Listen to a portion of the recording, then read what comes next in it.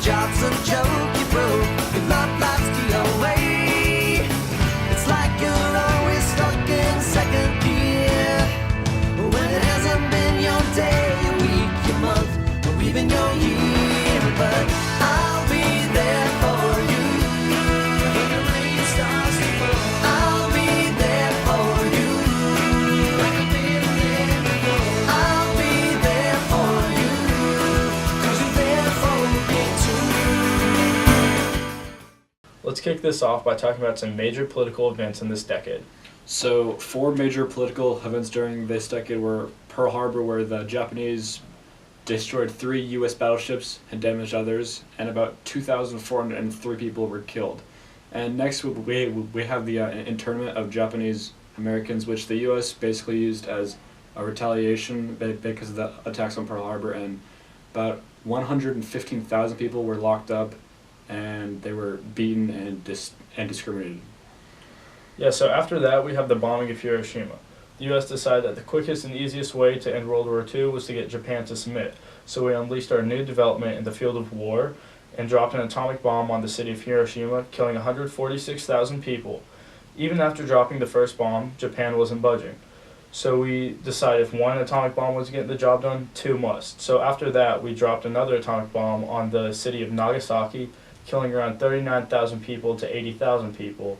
And so after that, Japan finally submitted and the war was over. Now, here's a word from our sponsors. Are you tired of entire cities existing? Yeah, we are too. But don't worry, a new development in the field of war could help you with this problem. Introducing the atomic bomb. This baby is awesome at leveling cities. This thing will absolutely vaporize whatever problems you have. Enemy country won't surrender? Nuke 'em. Countries developing their own weapons of mass destruction? Nuke 'em. Neighbor's dog keeping you up at night? Nuke 'em too. All the way from domestic disputes to ending a world war, the atomic bomb will wipe your problems clean off the face of the earth. Available at your local black market arms dealer. Thank you, sponsors. Now, probably the most infamous battle of this decade, probably what I would say, is the Battle of D-Day. Oh, really? And on June 1944, more than 160,000 Allied forces landed on a 50-mile stretch of beach where the Nazis had previously fortified. And this battle included more than 5,000 ships and 13,000 aircrafts. And thousands of lives were lost, and this battle ended, which, the Allies now had an easy access point. That's wild. Well, because of this worldwide war, the U.S. economy was booming. There was a large need for technological advancements and wartime goods. So, a large portion of the previous workers were sent overseas, which now left a gap to fill. And so African Americans and women were widely employed due to this because of the vacuum for jobs. And so this was a great time for consumerism.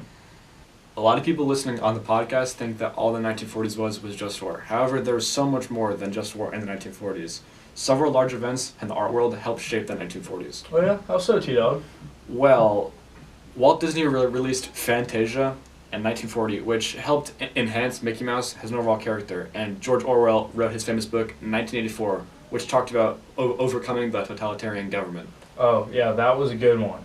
But wasn't the famous play Death of a Salesman also released in 1949? Indeed it was, but it didn't stop there, because the American Federation of Musicians also went on strike. Yes, weren't they upset about royalty payments? They were indeed. Well, T.S. Eliot was awarded the Nobel Peace Prize for Literature back in 1948, right? He was, but to end on a sad note, F. Scott Fitzgerald died back in 1940. What a shame. I loved so many of his books. He was a cool guy. That he was. Rest in peace, my man. We'll be right back after this short commercial break. This just in. MLB says racism is bad? Major League Baseball lets in the first African-American, Jackie Robinson. Come out to the ballpark to show your support for equal rights. Let's talk about some 1940s culture back in the day.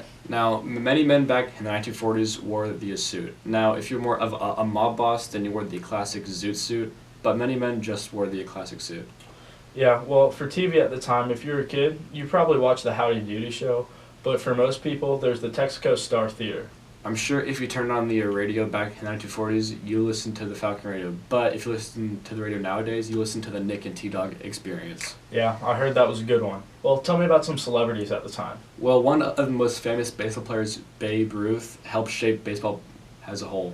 Yeah, I heard he hit some dingers. He did hit some fat dongs. And Albert Einstein was also a big celebrity who helped shape the field of mathematics and science. Well, people back in the day used to say some pretty weird things. For example, if I say I need to go take an Amici, that meant I need to go take a phone call. They also used to call women dames. Oh, how the times have changed. Now, some of the classic toys back in the 1940s were the Slinky and the model plane kit. Well, nothing says playtime like leveling cities through bombing runs. For sure. Well, the Jeep was invented back in 41. Well, that was a big invention. Nothing was bigger than the invention of color TV, which finally got us out of the black and white age. Yep, that's pretty big. Well, unlike modern hobbies like vape tricks or slam poetry, people back in the day liked to knit or whittle wood.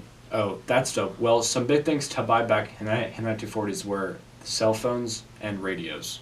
Well, we'll be right back after this next commercial. Cancer sucks, but thankfully it's the 1940s and it was just discovered that you can hormonally treat cancer.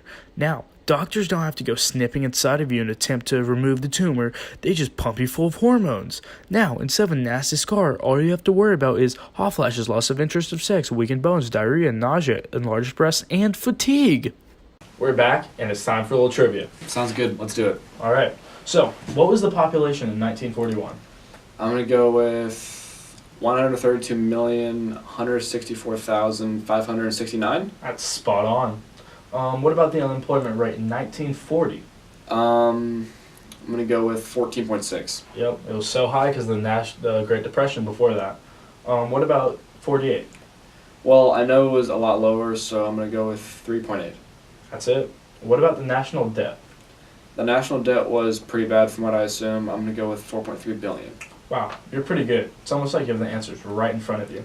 I guess I just know my 1940s. I guess so. So, we'll carry on. What about the average salary at the time? The average salary was $956. Yep. What about life expectancy?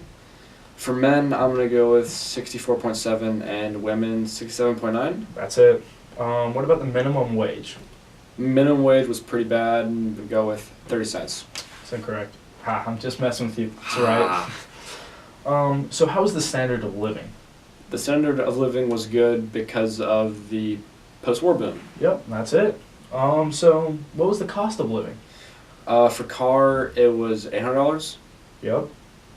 Gas, I'm going to go with 18 cents a gallon. Yep. House, 6,550. That's it. Bread was 8 cents a loaf. Yep. Milk was 34 cents a gallon. Okay, one more. And the stamp, I'm going to go with 3 cents. That's it. Let's go! So, one more question. Okay. So, name a famous person who was born during the 1940s. I have to think. I'll go with Jeffrey Dahmer. It's true. He was not a good guy. Nope. What about a famous person who died during the 1940s? Famous person who died? You know what? Hitler. That's it. Well, the 1940s is no doubt the most influential decade of the U.S. history, if not the whole world's. This was the decade of war and destruction that permanently scarred the rest of the world. This is the decade that countries rose and fell. Coming into the decade, the U.S.'s economy wasn't looking too great, but then we went into the post-war boom, and we became an economic superpower. We learned that we have to be together as a country in order to succeed, which is a value that we should look backwards and bring forwards with us today.